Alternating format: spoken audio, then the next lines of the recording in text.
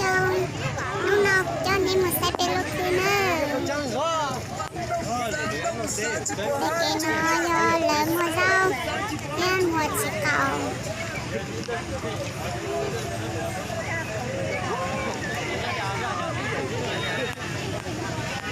tụi ôn đến đời do cụ tụi kia của tụi mình nữa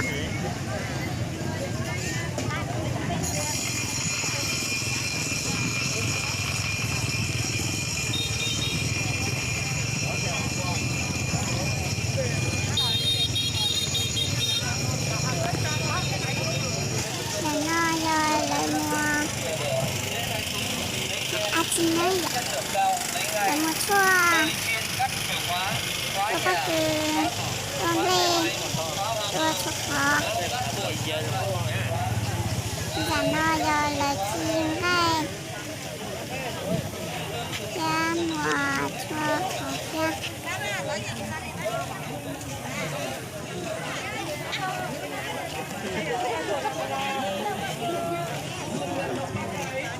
chỉ còn gần ê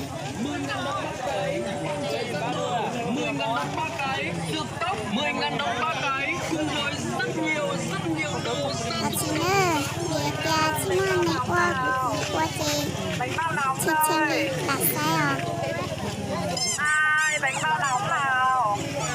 Mình ngon giả không? Lần mua không giờ kia, mua chỉ cầu.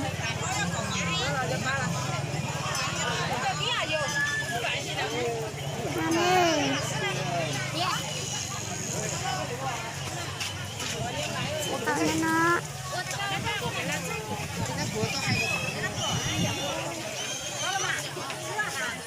Mở.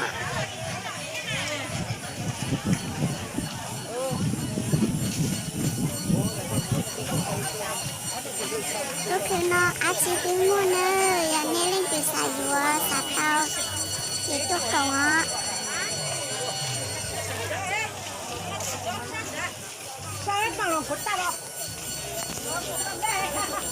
Để nó giờ lại một số căn đâu.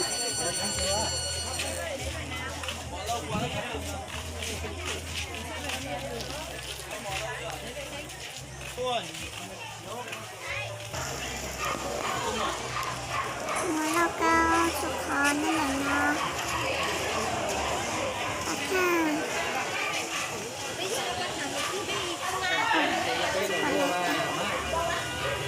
Ôi còn gì mua to là mua ngay bùa.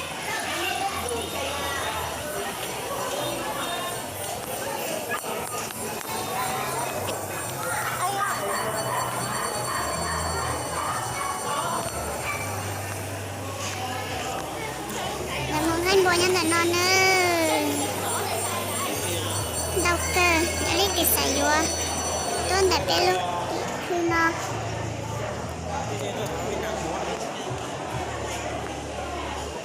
nè tí chỉ lo thia để xem mà nè tí chim đi thia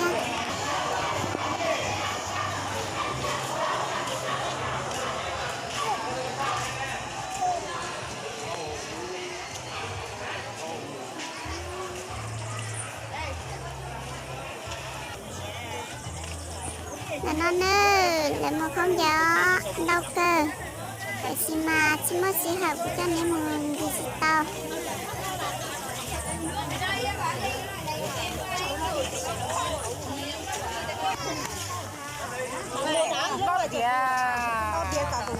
nó nơ không giờ nơ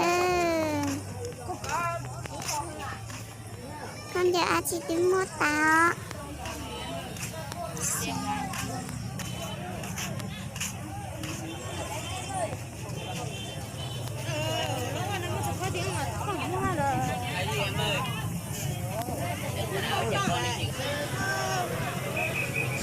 là nó do lấy thân gia thân gì thân mi to chỉ có hai lúm rồi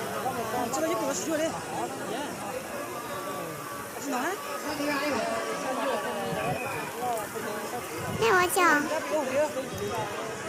có từ từ đi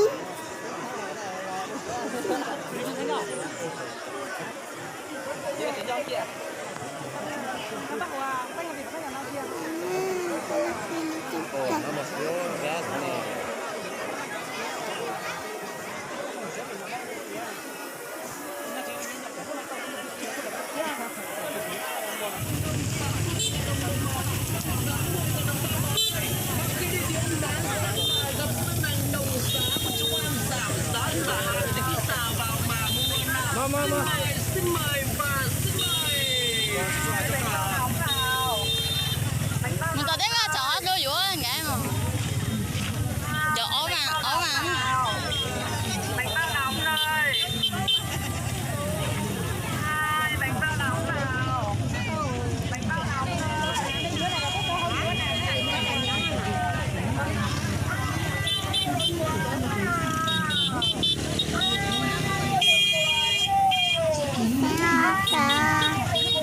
Phủ tay áo, khăn vải, khăn tay hoặc khăn giấy.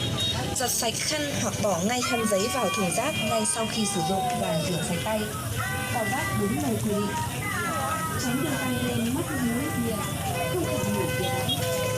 Hoa do khó chơi lên hoa hai nguồn qua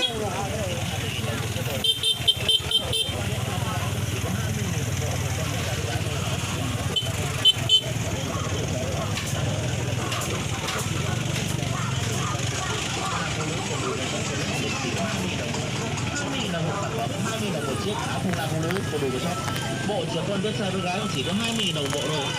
20.000 đồng một bộ trẻ con bé trai bé gái rất rẻ rất đẹp và con các bác ạ. Nên chân trẻ khỏe. 20.000 nhá này để cái gì mà tổ ơi. Giá rẻ đến như bèo mà giàu nghèo ăn được chỉ có 20.000 đồng một sản phẩm thôi. 20.000 đồng một chiếc, 20.000 đồng một sản phẩm rất rẻ rất đẹp và con bác ạ. Chẳng mua Bây người mua trước giới thiệu người mua sau mà ai mua rồi nhưng mãi cửa hàng luôn. Chỉ có 20.000 đồng. 20.000 đồng một chiếc áo phông la phông nữ còn đủ của shop. mình nhớ tôi yêu không chơi Chỉ có 20.000 đồng một bộ thôi.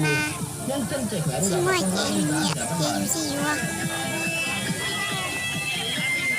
chó em muốn rất đỏ không mua. Nên là siêu thị ở xe một ngày nay thì siêu thị là không gì. Siêu thị mà đất trung tâm này về đây bán thành đi bán giảm giá được bà con cùng gì bán đi siêu thị chợ. Chỉ có 20.000 đồng một, 20.000 đồng một chiếc. Nhưng mà cái lúa của người Việt chỉ có 20.000 đồng một chiếc thôi. Bộ của con đứa trai chỉ có 20.000 đồng một chiếc. đến chúng cần ơi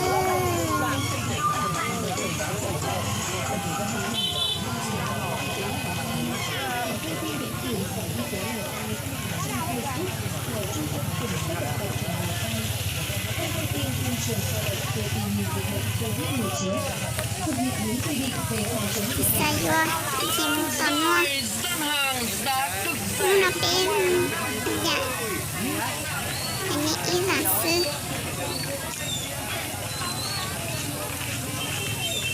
chị mua nhỏ tôi sẽ cứ sợ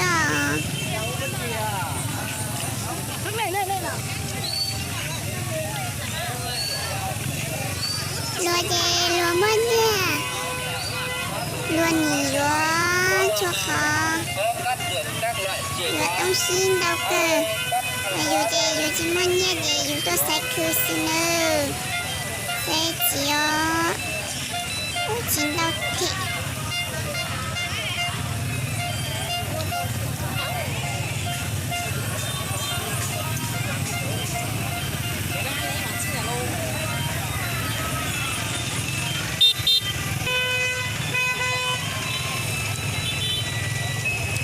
chỉ tìm một tàu